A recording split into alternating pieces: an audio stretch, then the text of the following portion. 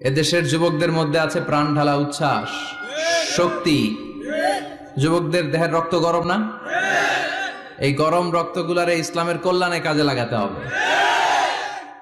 আমাদের মুক্তিযুদ্ধে যারা লিড দিয়েছিল তারা কারা? যুবক না? কিছুদিন আগে কোটা আন্দোলন হয়েছে না একটা? লিড দিয়েছে যুবকরা। তারপর নিরাপদ সড়ক চাই, লিড দিছে কারা? বুড়া মুরব্বীরা, যুবকেরা। এজন্য যুবকেরা, তোমাদের ইবাদত আল্লাহর কাছে অনেক প্রিয়, তোমাদের কাজগুলোর দাম আল্লাহর কাছে অনেক বেশি। In the day of judgement, কিয়ামতের দিন আল্লাহ তাআলা 7 শ্রেণীর ব্যক্তিকে তার আরশের নিচে ছায়া দিবে। এর মধ্যে দুইটাই হচ্ছে যুবক।